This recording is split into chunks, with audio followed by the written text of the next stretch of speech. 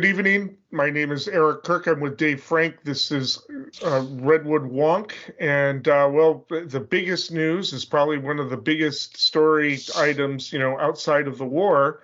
And that is the fact that a document was leaked that was purported to be a draft of the opinion to be signed by Justice Alito, which was actually very radical, overturning Roe v. Wade overtly, not just whittling it down like some people expected, like maybe Justice Roberts would prefer. Apparently, five justices have signed off on this decision. It is still a draft, but it was confirmed as a draft by Chief Justice Roberts, who's very upset. This is the first time something like this has ever been leaked, ever. And of course, the Republicans are focusing on that. They want to know who did it and why.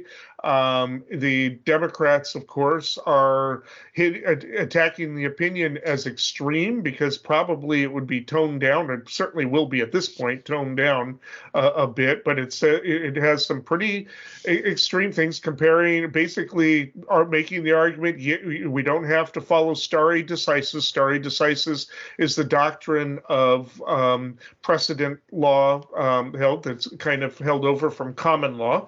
A lot of people don't realize that the English system that we have in the United States and 49 of our states is common law, which has much less statutory law than most other Roman law countries or states, for that matter. Louisiana is a Roman law. So the Napoleonic Code is held over. Anyway, I'm getting off into different weeds here, but basically we have a system that's based on precedent. You follow precedent, and especially when precedent has been reinforced, you don't overturn it unless you've got very compelling reasons, such as Brown v. Board of Education overruling Plessy v. Ferguson, which was the separate but equal doctrine that had basically allowed for discrimination as long as there was equal treatment. Of course, there was never really equal treatment. Black people were at the back of the bus.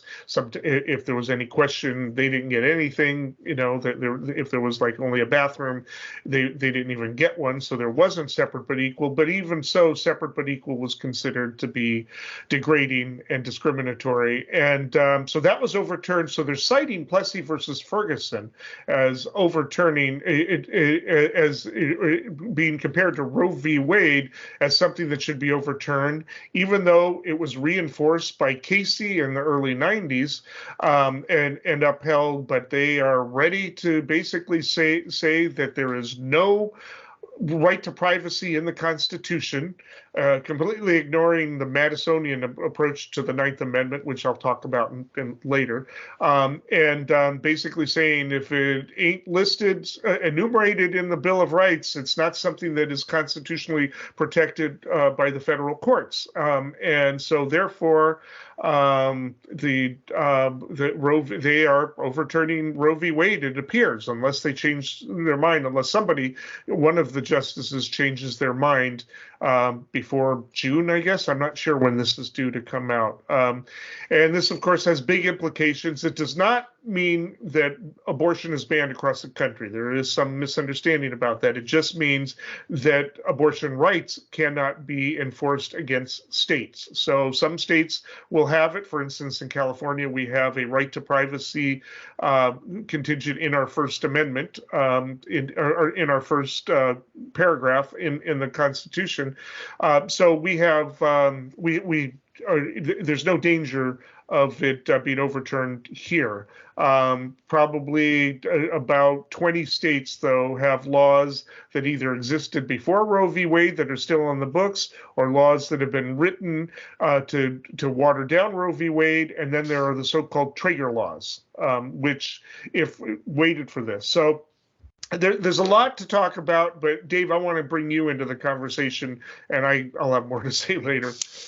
Yeah, I think you and I both talked about how this could be an hour and then another hour and then another hour. And just as evidence of that, if anybody watched, the news or picked up, any kind of news feeds through social media or just even web searches yesterday, opinions are everywhere, protests are everywhere, right? So across the country, there are people who just are taking this as an affront to their status quo moral convictions. But this has been a sort of well telegraphed, slowly evolving process. We know that that during the Trump administration there were 3 Supreme Court justices appointed, all of which are coming from a camp that was known to want to undermine Roe. It's just, I think it was also a shock that it arrived, particularly through a leak. And then I guess you did give this caveat that that decision was not a decision, it was a leak. So the language may be different. But one of the interesting things that I saw, I think it was Neil Katia, on a former solicitor of the Supreme Court, but there were so many opinions. I apologize if I'm projecting on him improperly.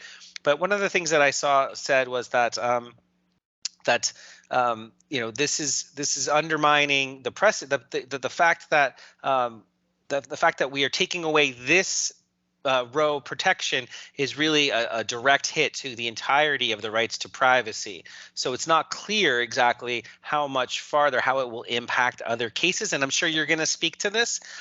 So there's that piece of it, the potential to impact other rights grounded in privacy and liberty.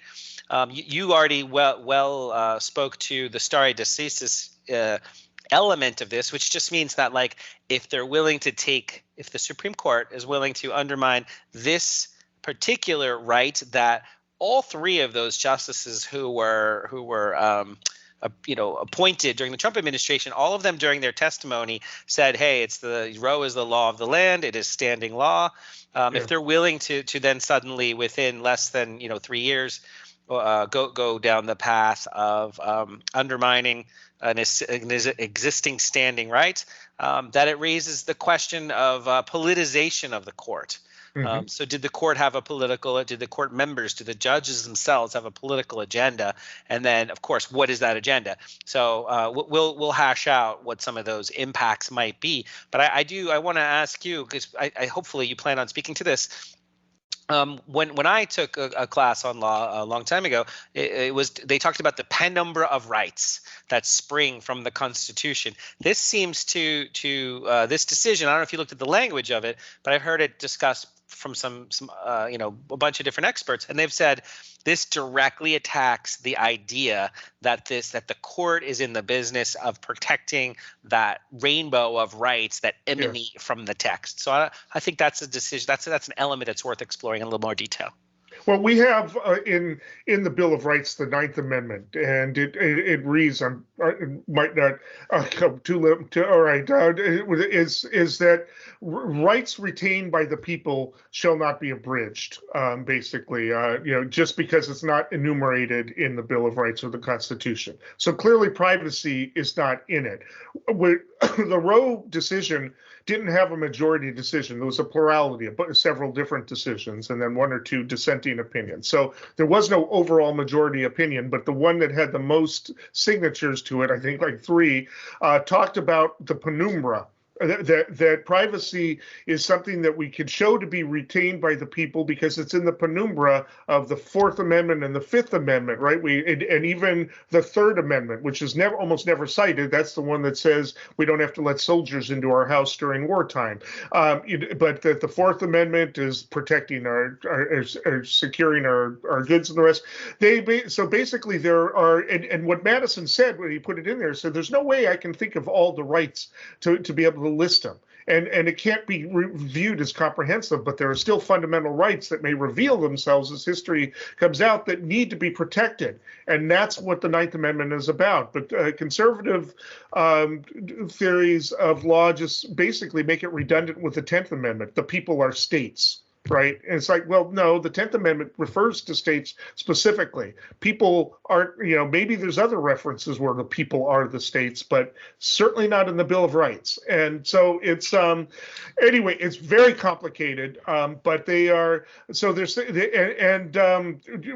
Bader Ginsburg herself was a little concerned about the tenuousness of this multiple decision and felt like it should have just been based on the equal protection clause of the 14th Amendment. That would be simpler to defend rather than trying to argue this penumbra and this whole other framework. But privacy is not is like one of those other rights, like the right to travel was upheld. Nobody ever screamed about that. The right to contract was actually upheld by conservative justices.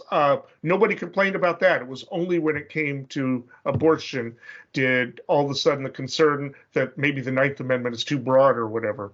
And we're going to go into the next segment, but so I'll let you respond to it. But we really could have devoted the whole show to this. We'll talk more. All right. We're still talking about the pending decision. And what we want to talk about is the political fallout. Is this going to make a difference in the November elections, for instance? And there's arguments that it's going to fire up the Democratic base. That the people in the middle, the shrinking middle that we have in this country, who have always kind of gone back and forth, have always said, well, nobody will actually do it. It'll never actually happen. And now that it's happening, will they actually want to vote in people who are going to find a way to reverse this? Or will they just say, well, that's just one issue. I've got other issues that I'm in. Meanwhile, for women across the country, and I've got friends and family who are like saying, this is horrible. This is, we thought we had this battle won. And so are they going to be discouraged or are they going to be fired up? Both, maybe, I don't know.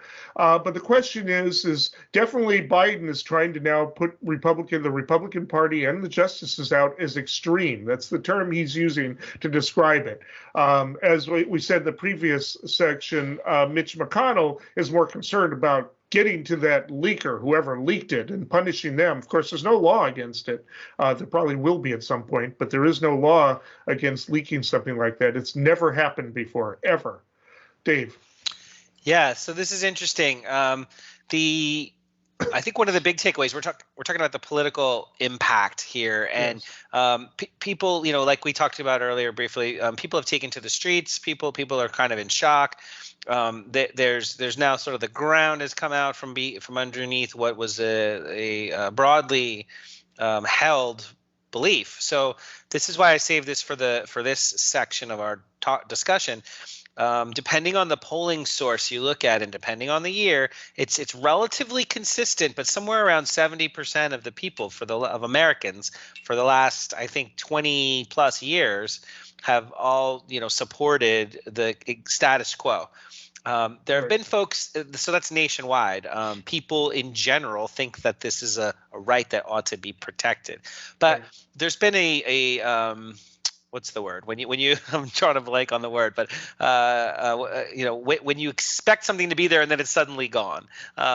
People have not anticipated. People could have codified this into federal law, but no actions, limited actions were taken to date. So like there is a bill in place in the Congress right now that would in effect codify the rights, to maintain Roe's rights and privileges.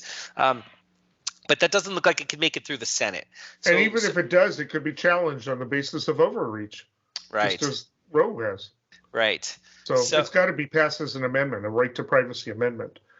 So I've actually, I think that's a different conversation, of course, but I've actually said that that's really where people are. People really do believe that we should have a right to privacy, and I'm not going to mix issues, but there are a whole grip of issues related to this. But let's talk about the ones that are directly affected by this. So, for example, the right to engage in private consensual sexual acts. Right. That's Lawrence v. Texas. Oh yeah, yeah. And the right to marry. Revived. We could have anti-sodomy laws back right on the books. Yeah, and I didn't mean to interrupt you. I'm sorry, but also the right to marry a person of the same sex. So Gefel versus Hodges. So there are a bunch, but this undermines even contraception. So contraception itself loses its protections as Roe falls. So there's that piece of it, and then the question is, well, 26 states have laws on the books that are severely restrictive of abortion.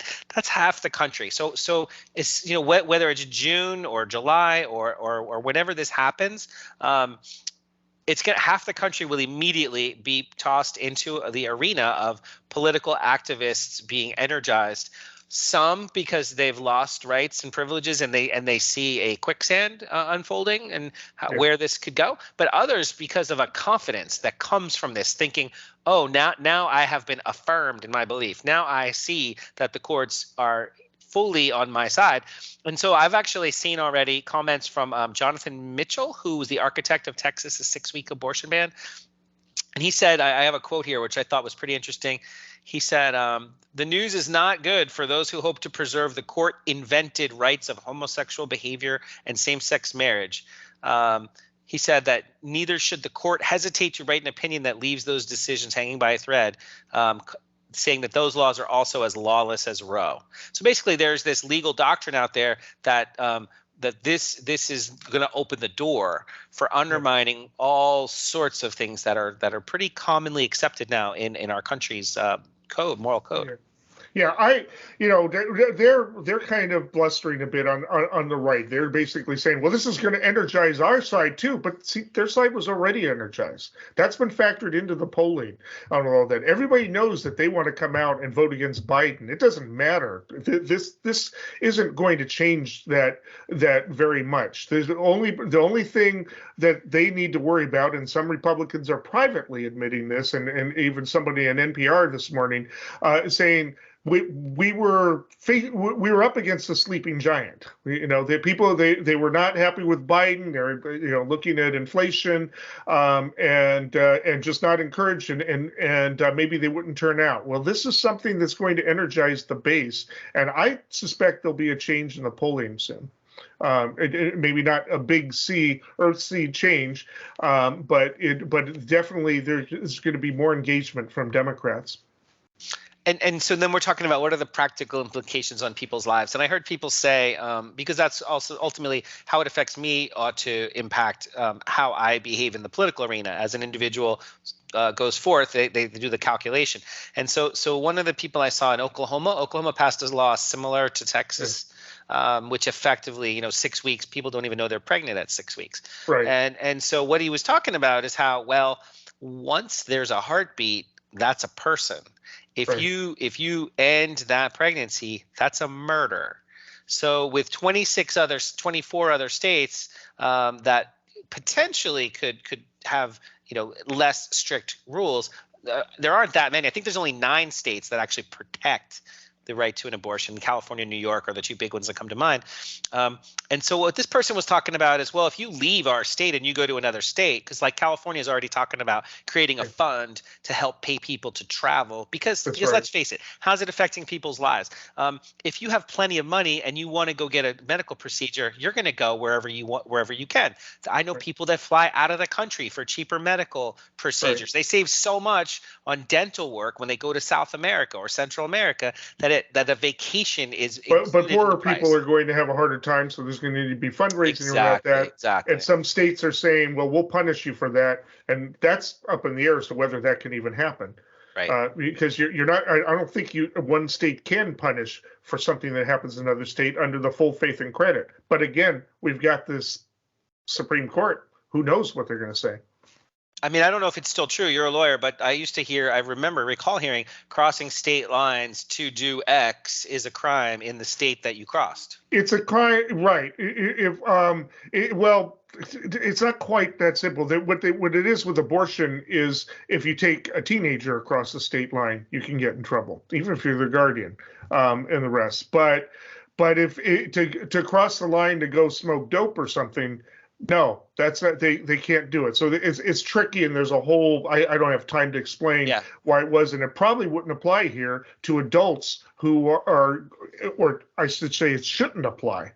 But again, we don't know what the Supreme Court is going to do. Biden is using the term radical to describe them. So we don't know what they'll do. They might say, hey, if that's what's necessary to save a life, then who cares about states' rights? I mean, I'm sorry, go ahead. Go ahead. No, go ahead. I was going to say, speaking of radical, I did hear one legal scholar talking about how when these justices presented themselves as believing that they will uphold an existing statute, an existing legal doctrine, when they testified for their hearings to become to the Senate to become a justice, that was in fact fraud.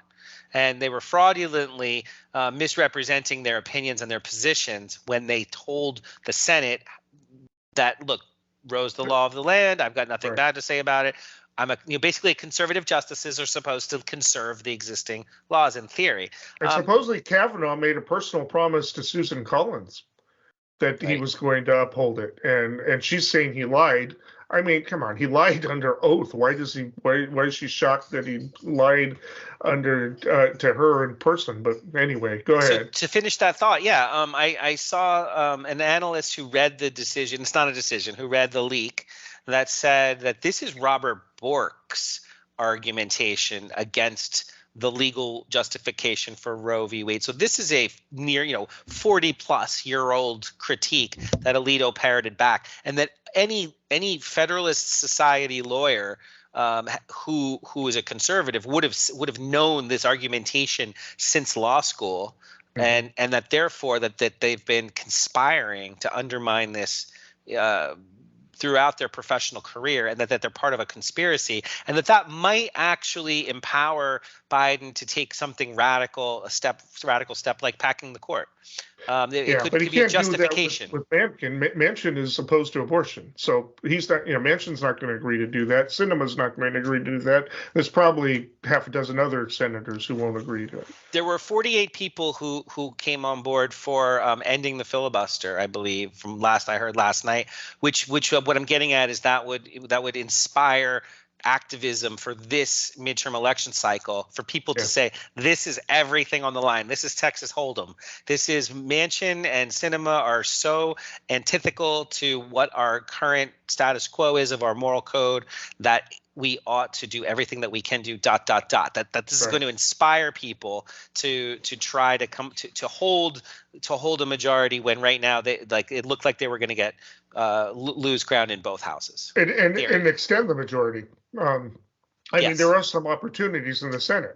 We're going to talk in the next section about one opportunity that they do have, but there are other opportunities. Pennsylvania, Wisconsin. I mean, there are opportunities if the Democrats can hold what they have and move forward. And this is going to be an issue. They're going to hammer at this. The Democrats finally have something to hammer at, and they can talk about what they will do. They don't have to just say, "Oh, we need you so that this doesn't happen." They can talk about what they can do to make sure that this isn't threatened, and they've got to really get that message clear, make that message clear, because there's the whole libertarian element of the Republican Party that's probably horrified about this. Federalist Society used to be kind of quasi-libertarian; it's kind of moved more just strict conservative of late, but. I mean, it's definitely, this is just such a vast topic, and a lot more is going to be developing. So we will have the chance to talk about it in future shows. Anyways, we will be talking. Ohio's going to get a lot of discussion tonight. We're going to be talking about the primary, and we're going to be talking about the 52nd anniversary of Kent State killings. This is May 4th. So Ohio is a pivotal point because it's considered to be pretty much a red, maroon, purple state, but that may change. And we'll talk about that. But at any rate, this is just, it is mind-boggling that it doesn't surprise me at all. Once Ginsburg passed away and Amy Coney Barrett was in there, I knew this was going to happen, but I thought they would whittle it down, and I didn't think that they would be this blatant in their language. of overturning it. I thought they would overturn it without overturning it. The death by 1,000 cuts, the frog in the whatever metaphors you want to use. But no, it sounds like they're going for it. And even if they back down now, the fact that this was leaked is like going to allow the Democrats to say this is what they really mean. This is what they saw until it was done. So, so this is why McConnell's really mad about this thing being leaked. I mean, this is, and who cares? I mean, I don't mind they should have their drafts. Drafts should be public record as far as I'm concerned. But like I said, nobody's gonna be prosecuted. I suspect it's somebody in Breyer's camp isn't worried about a career. But much more to come on that, but we do have to move to the next section. One of the worst, most damaging decisions in modern history. We could pass a law to protect every woman's right to an abortion, and we should do that. If this turns out to be the opinion of the court and it's issued, it could have a major impact on the outcome of this election. Whoever committed this lawless act knew exactly what it could bring about. Whoever did this leak should be prosecuted and should go to jail for a very long time. This has shaken the independence and the ability of the judiciary to function. If the rationale of the decision as released were to be sustained, a whole range of rights are in question.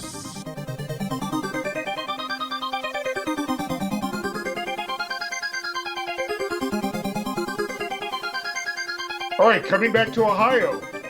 Yesterday was the primaries that we've all been waiting for. Donald Trump waited for a long time to decide who he was going to vote for. Who was going to endorse. He endorsed J.D. Vance at a rally, said J.D. Mandel, which there's a Josh Mandel who also wanted his endorsement, and J.D.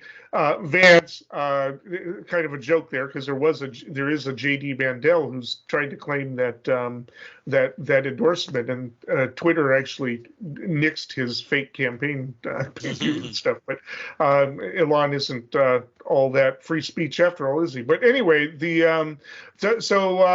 Vance, author of Hillbilly Elegy, is now the nominee for the Republicans to take Portman's seat. Senator Portman, Republican, is retiring, he is up against I'm going blank on the Democrat who won. Tim Ryan. Tim Ryan, who is kind of a moderate and with a working class appeal, who could possibly appeal the same way Sherrod Brown appeals to get elected Senate. And so he won.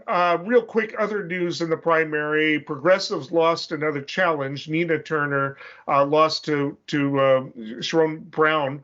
Who is going to be in the primary for that congressional seat that was left by Marcia Fudge, who went into the administration. I don't know if I got the name of the winner right, but we'll check on that. But at any rate, that's the only other major news. But the biggest news is Trump made an endorsement. His candidate won. Very sharp guy, a lot smarter than Trump, I'll say. I mean, I heard him on NPR talking about Hillbilly Elegy. It almost made me want to buy the book. I'm kind of glad I didn't now, but it was an interesting discussion. He came across as very nuanced, but he's given up the nuance. He's bought into the big lie. And a lot of other stuff. So the question is does Tim Ryan have a chance to beat him? Yeah. So this is a $99 question, right? So just to back up before I talk about the general, we'll look at the primary a little bit. So it was interesting that just kind of big picture, 538, I believe, had a list of the people that Donald Trump has endorsed in the primaries last night, and it looks like he went 12 for 12. So there's something to be said for that. It speaks for itself. That he's, my first observation about Trump's endorsement is that he typically is going for people that are either celebrities or very popular, like Herschel Walker in Georgia, Dr. Oz in Pennsylvania, and J.D. Vance in Ohio. And he waited till pretty late to endorse J.D. Vance over Josh Mandel, which is probably why he got his name wrong, because both of them were, to a certain extent, really actively pursuing him by kind of bending over backwards to get his endorsement. But the actual breakdown of the primary, 1 million Republicans voted, and it was like 32% for J.D. Vance, 24% for Josh Mandel, 23% for Matt Dolan. It's pretty close, relatively close. Yeah. Dolan is famous because his family owns the Cleveland Guardians, professional baseball team formerly known as Cleveland Indians. And when his family changed the name, he became like a target for Republicans. So that he diminished his chances immensely. He only came out ahead, around Cleveland and one other county. Josh Mandel did well in the other urban areas. But J.D. Vance won all the rural areas. So he is a celebrity in his own right. So I think, to a certain extent, you got to give Trump credit for getting J.D. Vance was 20 points down earlier on. And he's still the kingmaker. Yeah. Right now. Because he's tapping in. But so I, and then, before I dive into like the absurdity of the primary, I'll answer your question directly. Tim Ryan won 70%. He won every county in Ohio. Only 500,000 people showed up, and Democrats, but that's because it was pretty clear there wasn't a real reason to vote. Tim Ryan had it, going away. So the question is, will current events and the midterm the urgency of the moment, will that inspire people to support Tim Ryan? I think Tim Ryan, like you said, he is very much cut like the cloth of Sherrod Brown, working class guy, straight shooter, relates well with people, and so he has a very real chance. The question is how, Trump's base, the 32% of Republicans, that showed up, are they going to stick to the party line, or are there going to be enough crossover for a Democratic victory? And I do think that's going to happen. I think people ultimately, by the time November rolls around, Tim Ryan's going to look like a solid choice. That's my guess, actually. The only thing is, go ahead. J.D. Vance is not Donald Trump. He's smart. He's got brains. He knows how to talk. He knows how to communicate. And and so it's not going to be, kind of like Biden triggering Trump into saying stupid things in the debate and then being able to say, will you shut up, man? I mean, he's not going to be, he probably won't be as easy to manipulate on that, but he's been forced into positions that contradict his earlier positions. He used to be critical of Trump, and all of a sudden now he thinks that the election was stolen when he didn't before. He's going to have a hard time, and Tim Ryan, if he's effective, will attack him on those points and try to make him look more right-wing than maybe he even is privately. Yeah, so there's an article in Politico, which I thought was really interesting, that said that this, and I'm just going to quote it because it's easier than it's funnier this way. The election was unrivaled in the number of times the candidates debased themselves for attention, said something absurdly provocative, or committed an act of epic buffoonery, perpetuating a spiral of attacks against each other that generated a flood of local and national headlines. So there's a whole grip of things that were said that were just really silly. Ultimately, $70 million in Republican ads were spent beating up on each other. They had over a dozen debates. 6 out of 7 of them strongly said that the 2020 presidential election is fraudulent and illegitimate. Mm-hmm. So this was a race to the bottom. J.D. Vance, I have heard good things about his intellect and about his character, but when it comes to who actually is going to vote for him now that he's become a character, he's become one of Trump's characters. So one of the quotes from J.D. Vance, he campaigned against miserable, childless lefties. And he said that those with children have a greater stake in the future. He says our country is effectively run by Democrats, by corporate oligarchs, by childless cat ladies who are miserable at their own lives and the choices they've made, and they want to make the rest of the country miserable too. That was on Tucker Carlson's show. So he's really pandering to the base in a big way. And like I said, now he's playing a caricature of himself that's not necessarily statesmanlike and senatorial grade, broadly for a state like Ohio. This line about the cats is fascinating because Matt Gaetz said about the women protesting, how many of the women rallying against overturning Roe are overeducated, underloved millennials who sadly return from protests to a lonely microwave dinner with their cats and no Bumble matches. I mean, it's this thing about cats. I guess Republicans just aren't cat people or whatever, but it's actually it's a sexist thing associated with women. But still, this is that's interesting that he would say that. But so is Vance going to move to the center now to try to do it like typically would happen, or is he just going to go for broke and see if he can get the maximum turnout from the Trump base? I would argue, yeah. I mean, I think finger to the wind in predominantly rural areas. You've got not necessarily rural because we're rural, and so I'm not picking on rural. But if you look at Abbott in Texas or DeSantis in Florida, there's just a coalition building exercise that I think it really is kind of absurd, but they think that's an effective winning strategy, so they're going for it. That's what they're being told to do, and they're seeing success when they do it. So it makes sense for them to go that way, and I think that will work against them ultimately in Ohio. We'll see. And like I said, we have a lot to talk about Ohio. In another show, I want to talk about the redistricting. It looks like the Republicans have played out the clock, but we're going to have to move on here.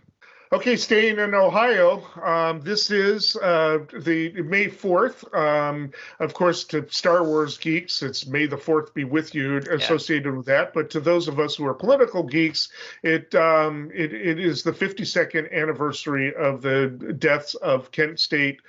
Four of them shot, another 10 or so wounded by National Guardsmen. Very important part of history. A lot of young people don't understand the history, don't know it, but this was a situation where there were actually protests. It wasn't even protesting Vietnam directly. It was protesting what the revealed secret bombings in Cambodia, but also protesting the ROTC building, the ROTC program on the campus, and the ROTC building had gotten burned down. The protests got pretty rowdy, and so at one point, the National Guard soldiers who were occupying the campus were instructed to shoot. There's a famous song about it. Crosby, Stills, Nash and Young wrote it. I think it was Neil Young who wrote it, and they sing it. And about Kent State, everybody should hear it. We can't play it on this because we don't want to. We can't pay royalties, but we do want to. I do encourage people to go, listen to it, learn about the history. It's very important. A couple weeks later, Jackson State, there would be deaths of African American protesting students, and it was a turning point in protesting against the war. And the concern is this going to happen again? Because as revealed in a book, another tell-all book about Trump, apparently he asked his advisors after when the protests, Black Lives Matter protests, were firing up, can't we just shoot him in the legs or something? And it's it boggles the mind, but we do have to worry about whether or not we've learned lessons from Kent State, whether or not protests, it's going to be safe to protest, especially if somebody, Trump or DeSantis or somebody like that, takes the reins again, and the hands of Congress are switched. Dave. So I guess the events move very quickly, and maybe people don't remember, but the context for when President Trump was considering having troops shoot on unarmed protesters, which is the connection to Kent State, that was after the murder of George Floyd. And so it was people kind of standing up and saying, we need attention. Our civil rights are being violated. We're being murdered in the streets by the police. And then to be so tone deaf that to ask his Pentagon advisors, the defense secretary, whoever else, let's just say, like, can you get troops here? Can you shoot people? And that's, they were basically, I think Esper in the book A Sacred Oath, what he basically says is that he had to like talk Trump down and say he did mobilize 1,600 troops and move them to bases near the city, but they didn't bring active duty troops into the city. They said that is truly the last resort. So there's that context here, and like you said, I think one thing that's really interesting too is because of a moral affront. Like, what do people do? And so when something of this magnitude happens, you watch somebody get murdered on TV by the police, and it's just that shocking that it still happens like that with what apparently remorseless and senseless offensive behavior by an institution of authority. It does reflect back to 52 years ago, Kent State, when the news came out that what was happening. For people who don't know, during the Vietnam War, and I've got veterans in my family. I'm not trying to impugn any veterans or anyone in particular, but just as a factual matter, they were loading up the planes, the jets, with weapons, and they were looking for things to shoot at. And when they didn't find anything to shoot at, rather than land back on aircraft carriers with all those weapons, they would actually drop weapons. They would drop bombs in other countries nearby, just to practice shooting things, to the point where they ran out of buildings and people were living in caves, so they would shoot at the mouths of caves. So the absurdity of violence, the illogic of war, the illogic, we don't want that to come when people are protesting abortion. We don't want that to come when people are protesting civil rights. We don't want it to come to our front door. And I think that's the question that people ought to reflect on. And this is, again, going to be, this election is going to be about what direction do we go with this, because it's very scary, and it's scary that people don't know the history. And, we'll be talking about it again, but I definitely wanted to make a mention of it on this anniversary. I, Richard Billhouse Nixon, do solemnly swear.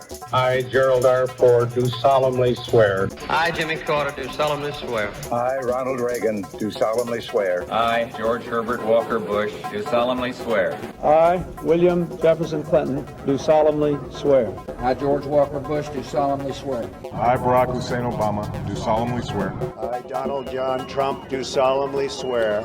I, Joseph Robinette Biden Jr., do solemnly swear. So help me God. Okay, that brings us to the last topic. We'll get back to a little bit about the economy. And out of concern for inflation, the Fed actually has decided to speed up its increase of the prime rate. It moved it up 0.5 point. Some people say this is a correction. It's long overdue. They should have done it earlier, that maybe it's too little too late. It's not going to have an impact. And if it does have an impact, it's going to be a recessionary impact and kill the expansion of the economy when you have to make those big of jumps. They should have started earlier. The Fed was very passive. Other people are, saying maybe we don't even need to be doing this right now, because we believe that some of the inflationary stuff is going to be work itself out. But until the war is over and we don't have to pay so much for gasoline, we're going to be paying high prices anyway, and we should just focus on keeping the jobs there. So they're getting hit from all sides. And of course, the question is what impact is it going to have on the economy? And nobody ever knows what impact something's going to have on the economy. About half of the people will make one prediction, others will make another, and whoever got lucky, basically, that's what's going to happen. It probably will rein in the inflation a little bit, but as long as the price of gas is up there, I don't know that it's going to have a huge impact. We'll see. But at any rate, and of course, the Federal Reserve acts independently. A lot of questions about whether or not it's should be considered the fourth branch of government. There's a lot of people who think it's unconstitutional, but it has nothing to do with what Biden does. But you can bet the Republicans will tie it to Biden if there's any negative fallout from it. Dave. Yeah, I think that where you left it actually is a really good point for me to start, which is Biden was already, the president and his administration was already taking a lot of heat because of the status of our economy, the runaway inflation, and in energy prices, food prices, housing prices, hard to manage, untenable.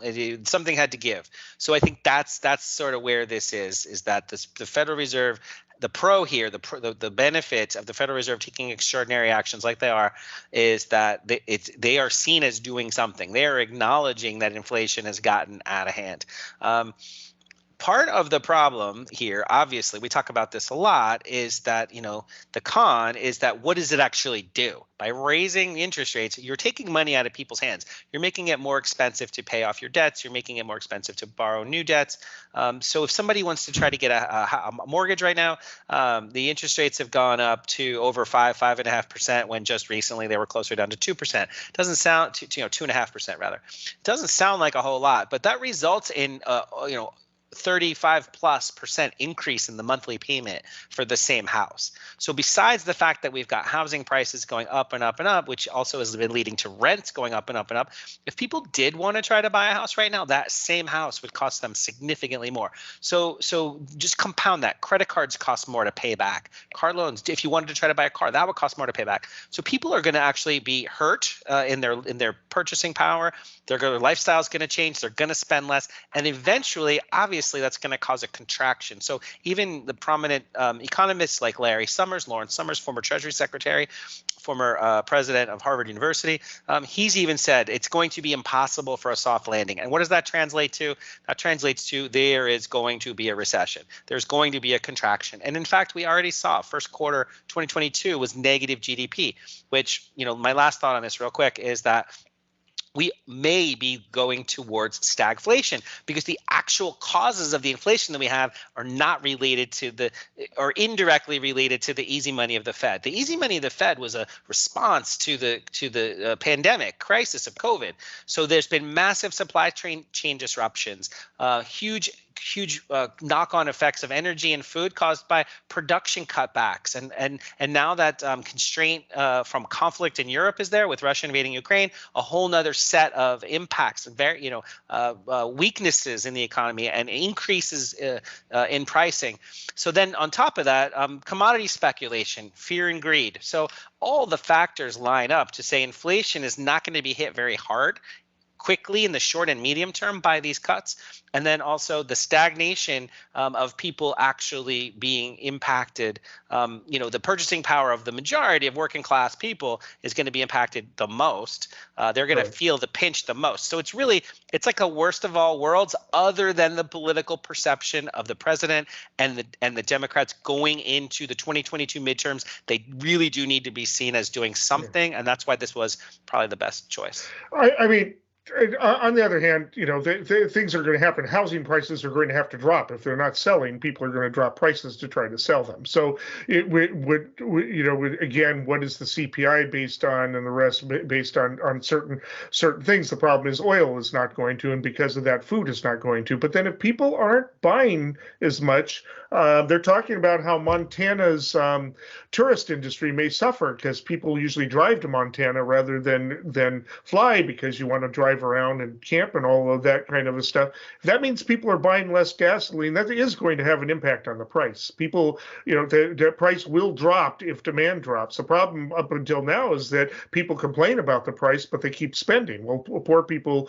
who depend on it to get to work can't stop spending, but there's still the people who do have the money say, well, I'm still going to do my, weekend driving, my boat out and everything, and do that. Well, if that does stop, it will actually, if it slows down, that will have an impact on inflation. But will it have it right away?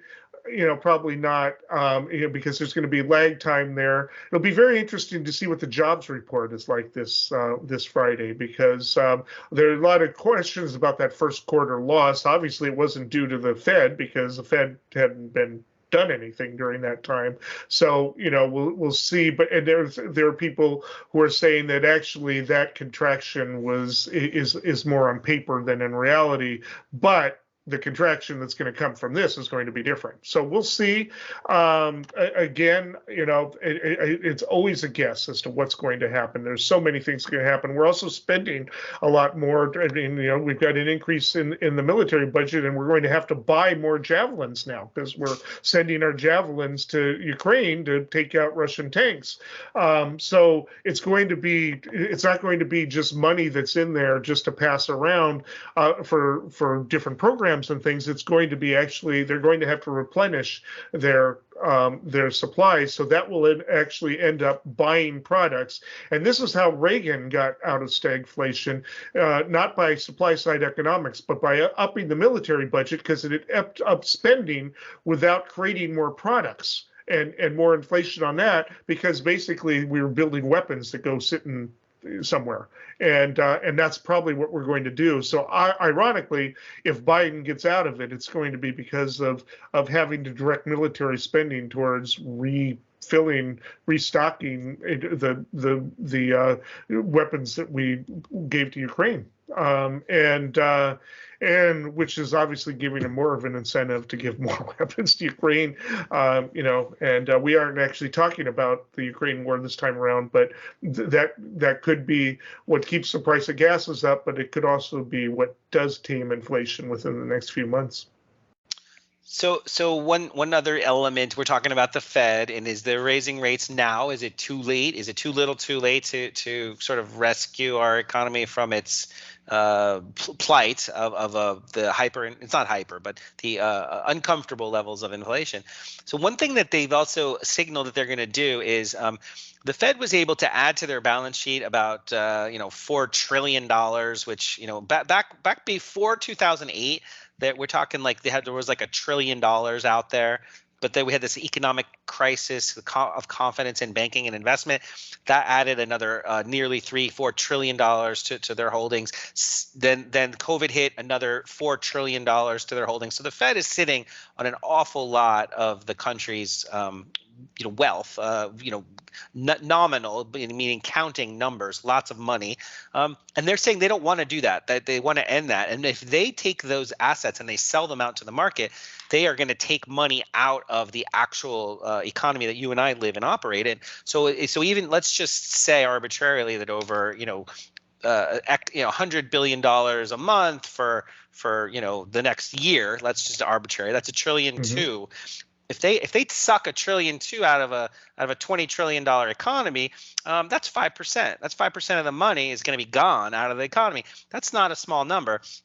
But that's only, that's their way of saying we're going to prove to you that we want to slow down how much money there is in the system. They've already said they were going to do that. So that already signaled the markets. The markets have already, stock market has already lost its gains for the year.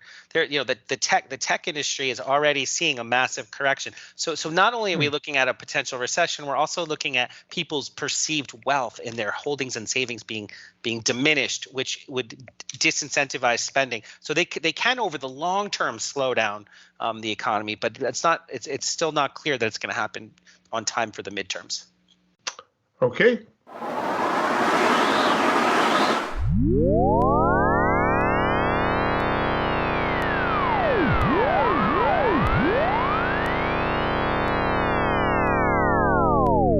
Okay, predictions. Dave, what do you got for us?